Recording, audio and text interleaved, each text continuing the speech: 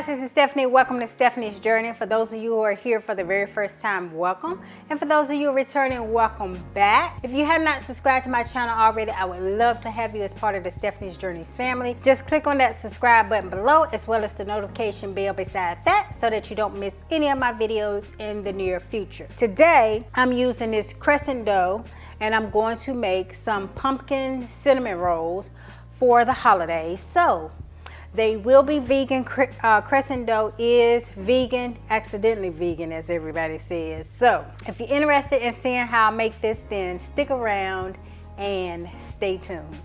Okay, for this, I am going to use a little bit of the sugar. I'm going to use this as for my surface.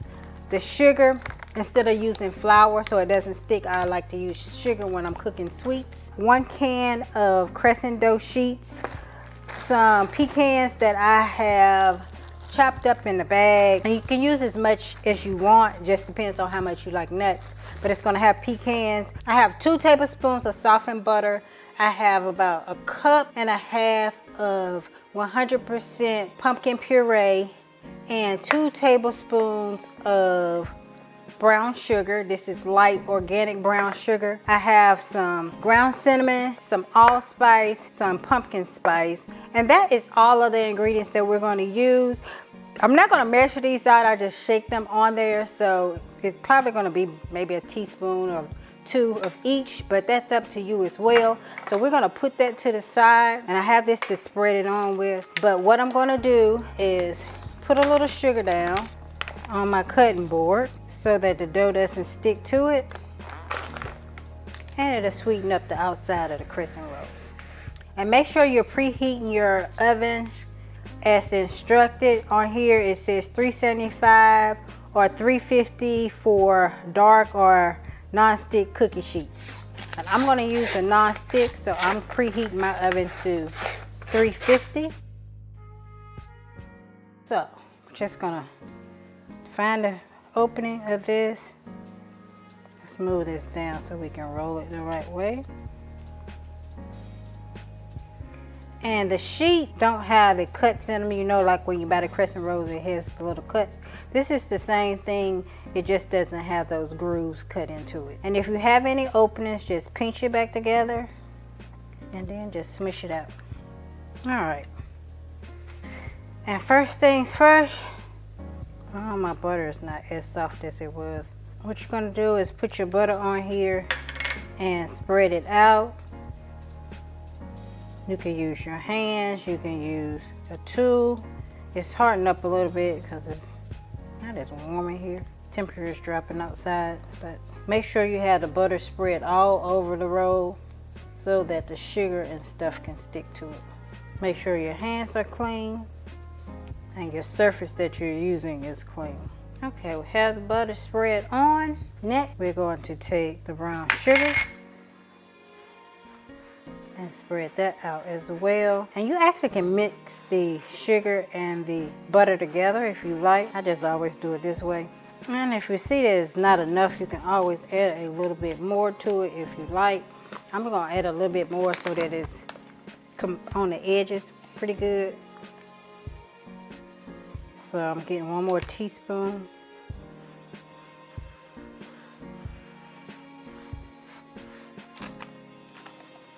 For the top and 1 more for the bottom.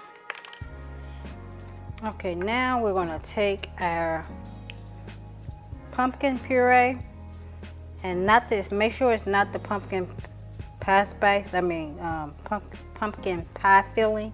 I mean, you can do that if you want to, but then you can't control your flavors, so I don't use that. And just spread it on, and I try not to push it all the way to the edge, just close enough so I can roll it pretty good. And it's easy to me to spread with a spatula, so that's what I use. Okay, now take your pumpkin pie spice and just sprinkle a layer of this on. And pumpkin pie spice actually already has cinnamon in it, but I still just put a little bit more because I like cinnamon. And I also put a little bit of ginger on it too sometimes, but I don't put as much cinnamon as I do pumpkin pie spice, but I do put some. And then a little bit of allspice. And I got some organic ginger in here. And just sprinkle a little bit of ginger powder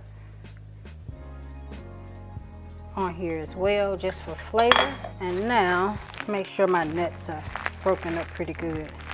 Still see some bigger pieces in here, but you can chop them with a knife. I just put them in this bag and rolled a rolling pin over them, but you can chop them with a knife to make them a little finer, but I don't mind them being big. And that is it, and we're gonna roll it from the long ways. Just start pushing it up.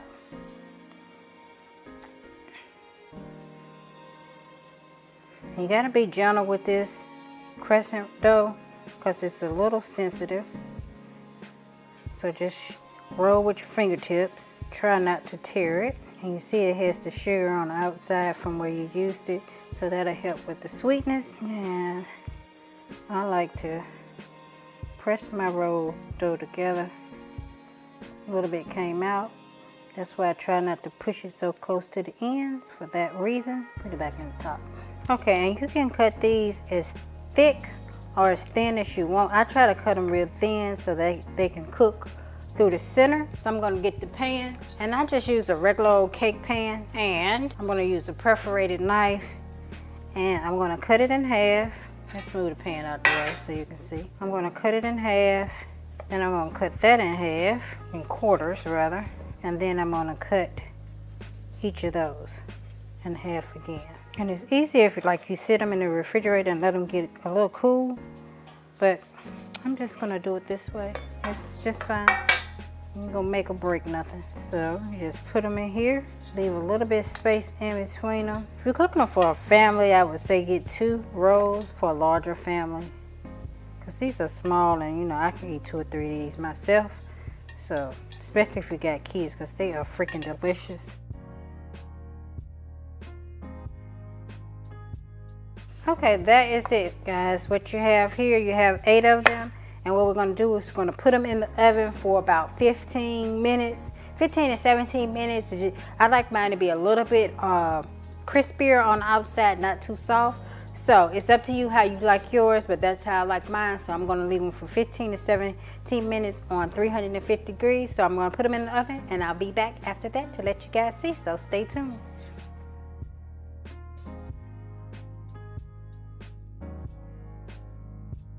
Okay, we're going to do a taste test.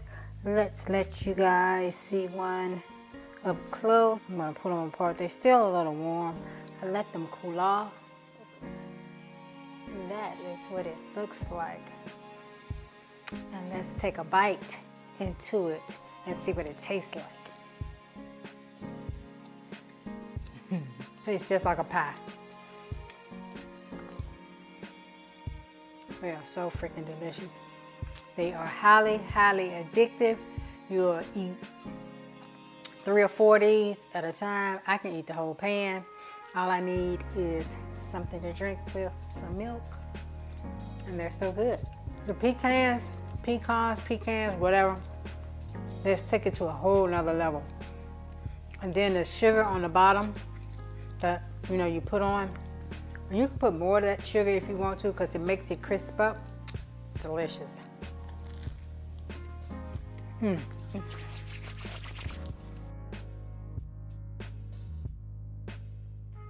That is it, guys. I hope that you enjoyed the video. Please like, comment, and share. If you have any questions, please check the description box below. I list out all of the ingredients that I used. And yeah, thank you guys for stopping by my channel.